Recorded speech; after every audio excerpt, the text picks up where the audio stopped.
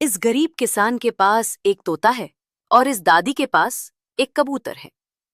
किसान का तोता बहुत सारे अंडे देता है, इसीलिए किसान खुशी से पागल हो जाता है।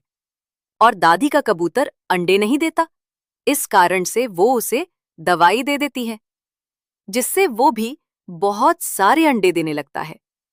दादी खुश हो जाती है और अंडों को बाजार में बेचने के लिए ले जाती है।